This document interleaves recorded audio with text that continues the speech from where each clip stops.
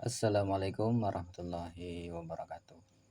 Salam sejahtera buat kita semua, para pencinta penikmat lagu-lagu lawas ya, lagu-lagu jadul. Kali ini kita akan membedah sebuah lagu yang cukup terkenal pada zamannya, bahkan mungkin sampai hari ini ya teman-teman ya. Kali ini kita akan mencoba menggali-gali mutiara-mutiara hikmah ya dari lagu dari Iklim ya, yang berjudul Suci Dalam Debu. Jika kalian suka dengan channel ini, jangan lupa follow, like, dan share ke teman-teman kalian ya. Mudah-mudahan ada manfaatnya bagi kita semua. Amin amin ya robbal alamin. Baik, kita langsung saja. Judulnya yaitu Suci Dalam Debu. Kata-kata suci ini merujuk kepada suci yang bisa dibilang ada kaitannya dengan sebuah ilmu ya, ilmu yang tersembunyi di dalam jati diri manusia itu sendiri. Debu itu dimaknai sebagai manusia itu sendiri atau tubuh manusia itu sendiri. Jadi di dalam tubuh kita, di dalam jasad kita terdapat sesuatu yang suci, terdapat sesuatu yang bisa dibilang rahasia, atau juga bisa dibilang sebagai ada sesuatu misteri atau rahasia yang kita kandung sebenarnya ya teman-teman. Ya. Jadi ada sosok yang suci, ada sosok figur yang teramat suci yang dengan sosok ini kita bisa merasakan ya yang namanya kehidupan ini. Jadi fix ya teman-teman ya, suci dalam debu ya. Di dalam tubuh kita terdapat satu ya subjek atau satu tokoh atau satu yang sangat berperan di dalam diri kita itu ya, dilambangkan dengan sifatnya yang suci, tidak bisa dikotori oleh apapun meskipun ya tubuh kita bergelimang dengan noda dan dosa ya teman-teman. Baik, kita langsung saja. Engkau bagai air yang jernih ya. Jadi ini adalah suatu pujian untuk ditujukan kepada diri sendiri ya. Engkau bagai air yang jernih ya. Di dalam bekas yang berdebu ya. Jadi air yang jernih, yang bersih, yang suci itu terdapat di dalam suatu wadah yang berdebu ya, kotor.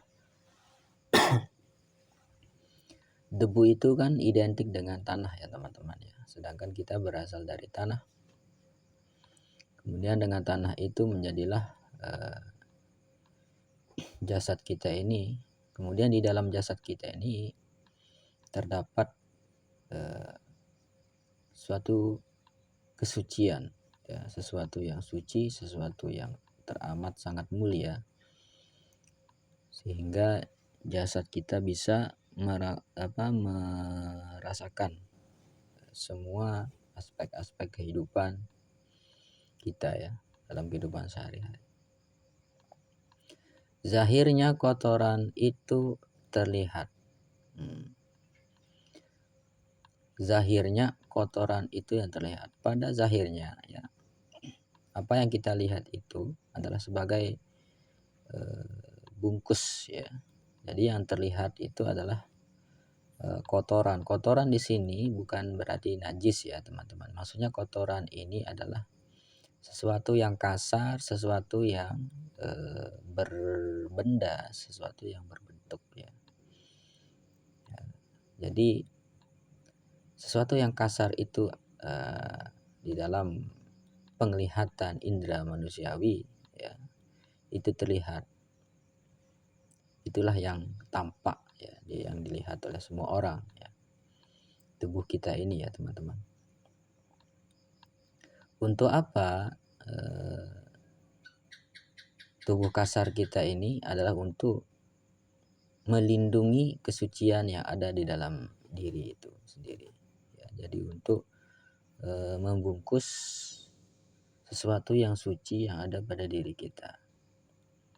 Nah, apa yang suci itu? Silahkan komentar ya di kolom komentar. Sama-sama kita untuk berdiskusi, untuk tukar pikiran ya teman-teman. Nah, kemudian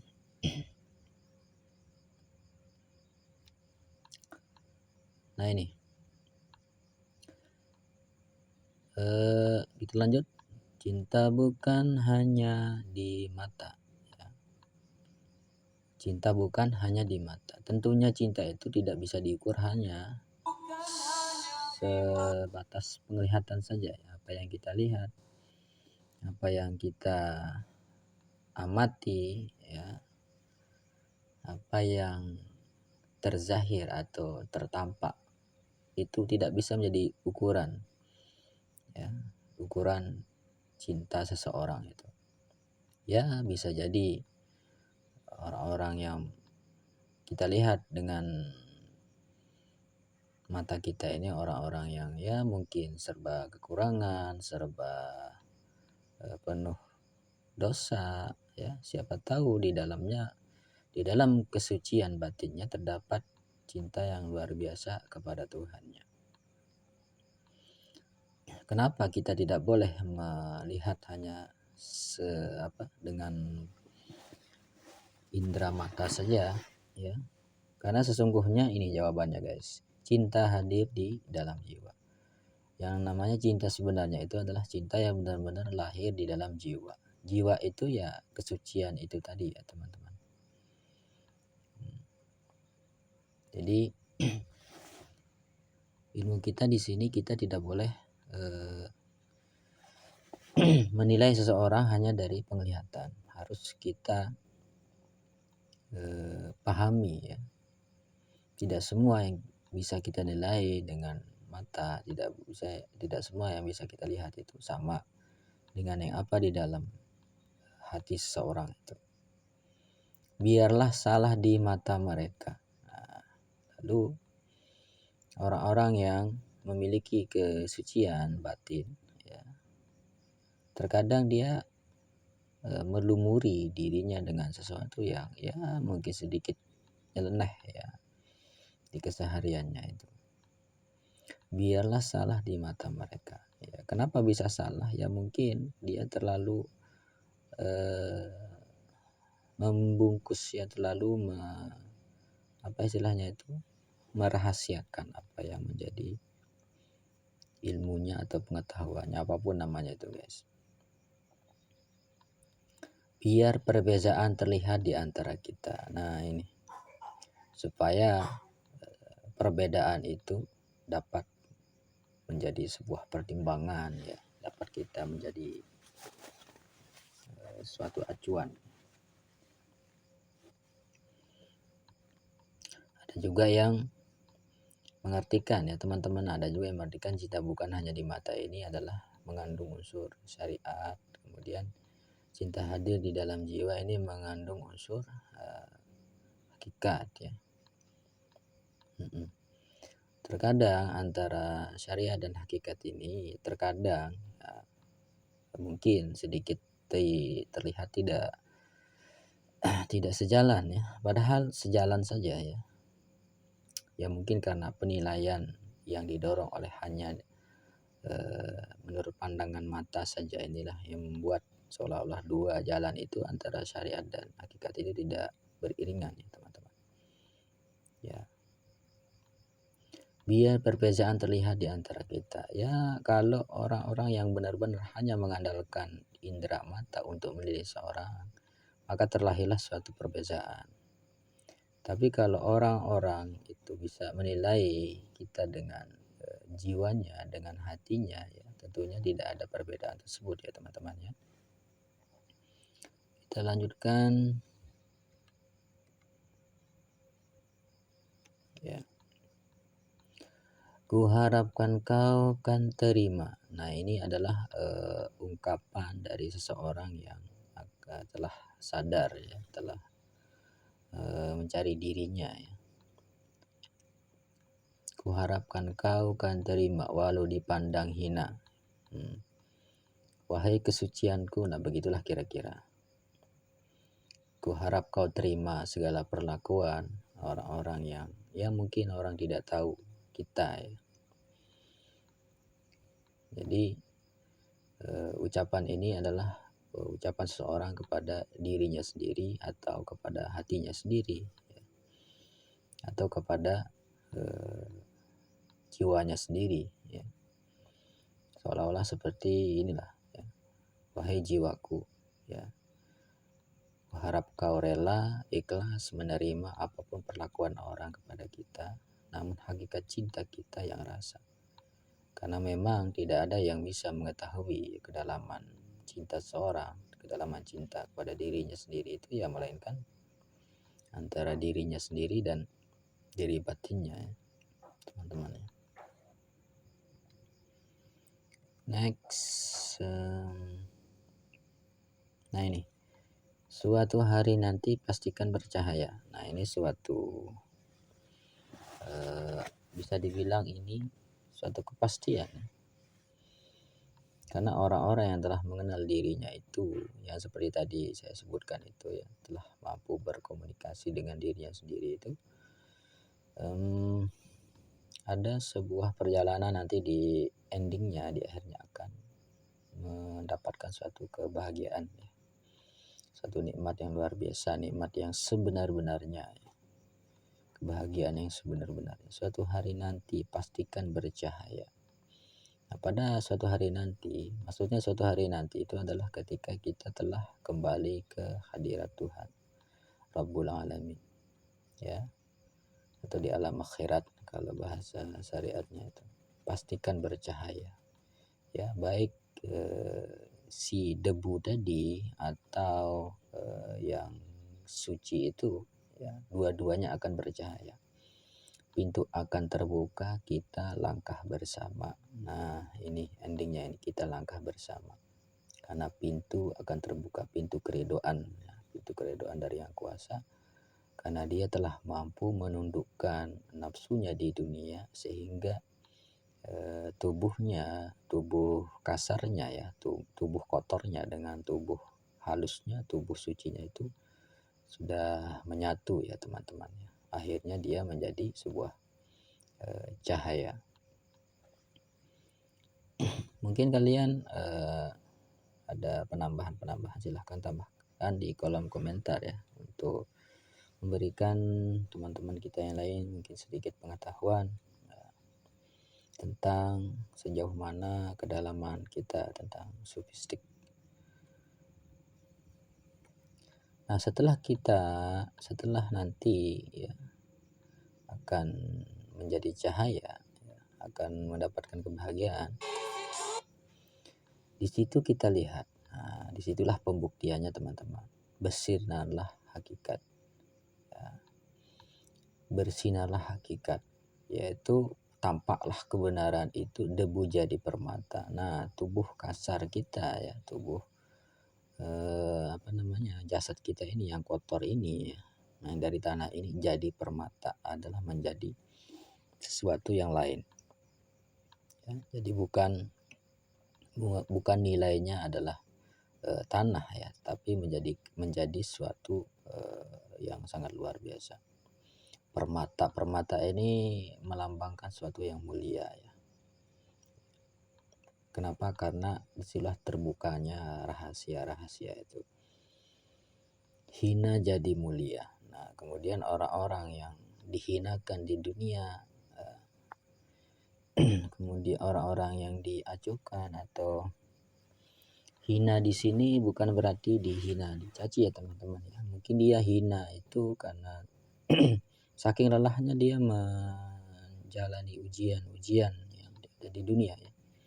Kesusahan, masalah ya, itu merupakan tempaan ya, sehingga kehinaan ya, di dalam perjuangan kita menghadapi dunia ini ya, kemudian nanti akan menjadi sesuatu yang mulia.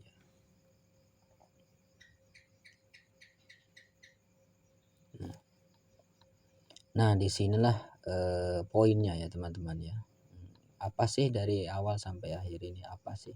Nah, itulah suatu bentuk keyakinan ya teman-teman. Bukan khayalan yang aku berikan.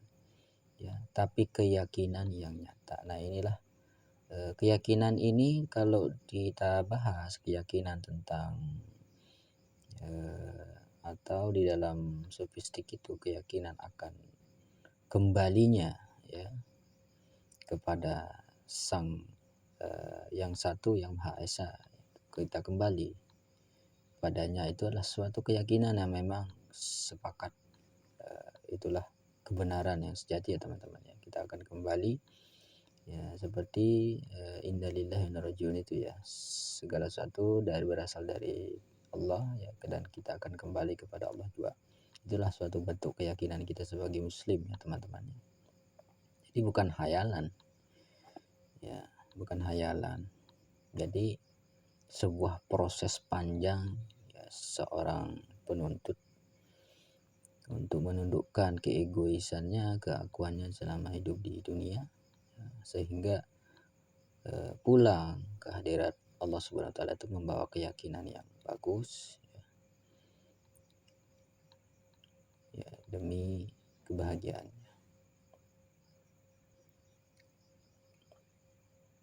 Nah, tapi tentunya keyakinan itu tidaklah mudah ya, karena saking luar biasanya ganjaran atau